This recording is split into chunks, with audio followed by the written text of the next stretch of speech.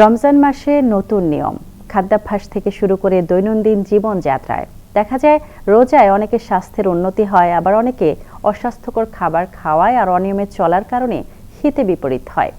তাই রোজায় সুস্থ থাকার জন্য খাদ্যাভ্যাস সম্পর্কে বিশেষজ্ঞ চিকিৎসকের পরামর্শ মেনে চলা উচিত।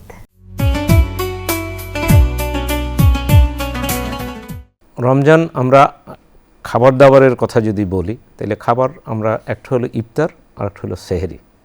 আমরা সাধারণত যেটা করি, ইফতারিতে আমরা কি খাদ্য আমাদের এই সাবকন্টিনেন্টের, বিশেষ করে বাংলাদেশের আমরা যারা রোজাদার, আমরা কি করি, আমরা কিন্তু ভাজা পোড়া খাবারের দিকে আমরা একটু বেশি লক্ষ্য রাখি।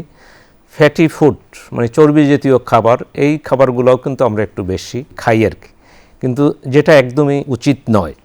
আমাদের খেতে হবে কি, যেহেতু 10 থেকে 12 ঘন্টা আমাদের ফাস্টিং মানে অনাহারে থাকতে হয়, তো আমাদের বেশি বেশি করে আমাদেরকে পানি শূন্যতা, আমাদের যে শরীরে ডিহাইড্রেশন হয় রমজানের পরপরই, আমরা আস্তে আস্তে অধিক পরিমাণে আমরা পানি পান করব।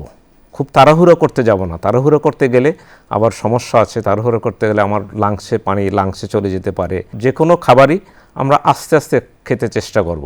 আমাদের ইফতারির সময় বেশি করে ফলমূল, ফ্রুটস জাতীয় খাবার, আঁশযুক্ত খাবার, এই খাবারগুলো আমরা বেশি বেশি খাবো। এর পাশাপাশি যেগুলো আমরা ছোলা আমরা যদি সিদ্ধ করে খাই ঠিক আছে, আমরা যদি ভিজিয়ে আমরা ছোলা খাই সেটাও ঠিক আছে, কিন্তু আমরা যেটা করি ওই ছোলাটাকে আসলে তেলে ভেজে তারপরে আমরা ছোলাটাকে খাই। তো এইটাকে আমরা পরিহার করার চেষ্টা করব। ছোলাটাকে অন্য উপায়ে যাতে আমরা খাই, সেটা সাথে মুড়ি, কিছু শর্করা জাতীয় খাবার থাকতেই পারে, অল্প আমরা মুড়ি খেতে পারি। তো আমি যেটা বলতেছিলাম, একটু যদি আমাদের সবাই যে মানে খুব দামি ফ্রুটস খেতে হবে, ফল খেতে হবে তা না, আমরা পেয়ারা খেতে পারি, আমরা আরও যে সমস্ত আছে, আমরা জাম্বুরা আছে, জাম্বুরা খেতে পারি। ডাব যদি খেতে পারি, তাহলে সব রকমের নিউট্রিশনই কিন্তু ডাবের মধ্যে আছে। দুধও কিন্তু কম্পারেটিভলি একটু লেস এক্সপেন্সিভ, একটু কম ব্যয়বহুল, তো দুধও আমরা খেতে পারি। আবার অধিক পরিমাণে দুধ খেলে যাদের পেটে সমস্যা আছে তাদের জন্য কিন্তু আবার সমস্যা। দই খেলে সমস্যা হয় না, কিন্তু দেখা যায় যে একটু বেশি যদি দুধ খাই তাহলে কিন্তু সমস্যা হতে পারে। ইফতারিতে এই সমস্ত খাবার গ্রহণ করার আমরা চেষ্টা করব। খুব বেশি ওভারলোডেড হব না, খুব বেশি খাবো না।